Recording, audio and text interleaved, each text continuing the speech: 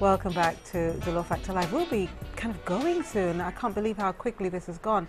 And I want to take this opportunity to actually say we had some really great calls tonight. And one that's kind of stuck out to me in terms of the theme is absent fathers, or the fathers who are around and perhaps not telling their children that they love them. You know, this is a very important thing. If you are a father and you're not in your child's life because you're not talking to the mother, think of the child, all right?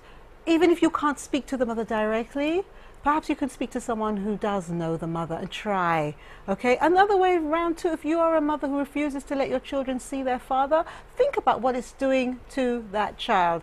Let's go to our final call tonight. Thank you for calling. You're on. Hello? Hi, good night. Good night. Okay, my contribution is that I was raised with both parents. Now, my older sister don't like my husband. At the time, he was my boyfriend. Like she wanted to make my decision for me. Now, what I'm saying, my mother never tells me she loves me. Only my father does. And my husband, and now I can say I have 5 children. And my 5 children, every day I will kiss them and say I love them. My husband, he's a godsend. I love him, and every day he will say to me, I love you.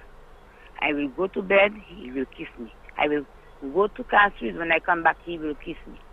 And I'm saying, I am blessed not because my mother did not tell me or never tell me she loves me, for me to take advantage on my children, saying, not because my mother don't love me or never loved me, I will say to them, I don't love them. I love my children. And I can say, praise God for my 5 loving children and my husband. Oh, that's wonderful to know. Thank you so much for sharing that with us. Thank you. Dean, we have to wrap up, so I just want to kind of ask you, I mean, you've heard a lot tonight. What are your thoughts on, you know, fathers? Because you said earlier on that your father was absent. I mean, how did that affect you? And do you bear grudges? No, none. Absolutely no grudges. Because he is part and parcel of why I'm here. So I can't just, you know, extract him from the picture.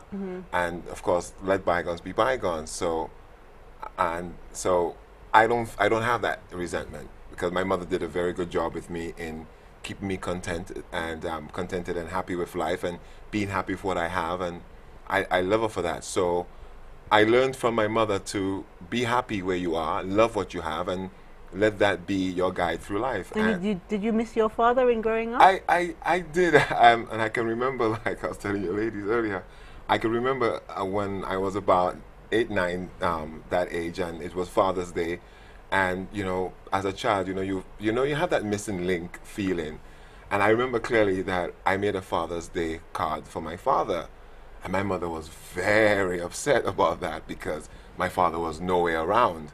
And here I am making and creating, drawing up, because I did a lot of art.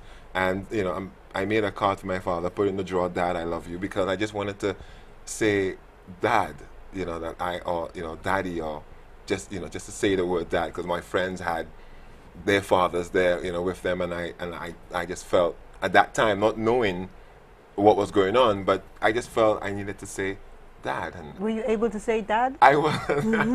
Yeah, when I was 16 years old, and my father came to St. Lucia, I remember, because these are recorded events that I saved in the memory storehouse of my mind, that when my father came at 16, I met for the first time, I felt, just saying Dad was total, utopia. It was so beautiful just to say, hi, Dad, and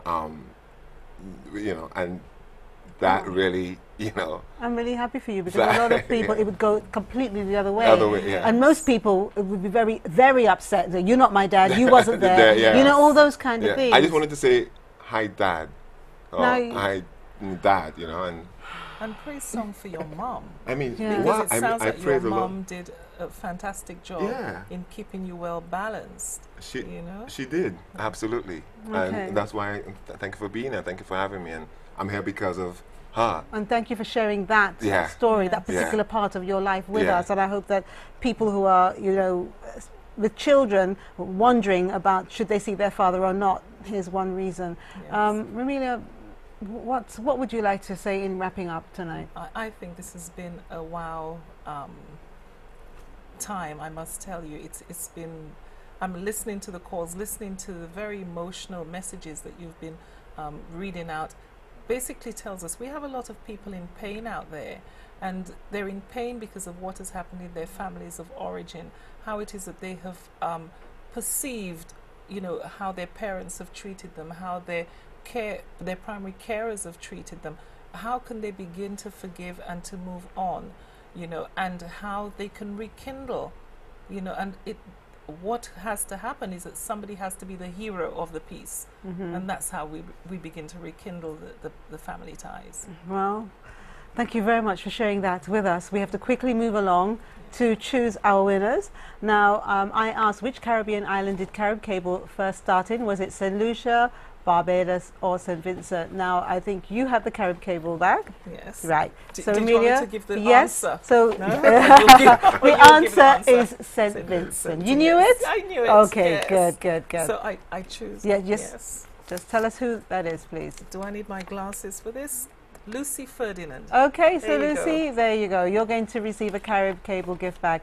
Now, Nutmeg Limited is the manufacturer of 2 brand name product ranges that are made in St. Lucia. The first one is Nutmeg Herbables. What is the other? So, Dean, can you just pull that name out? And the answer, of course, is Caribbean Blue Naturals. And the winner will receive a wonderful all-natural spa gift set, which we showed earlier. The winner is? The winner is Sharon Pendar. All right, Sharon, so you got a wonderful gift set.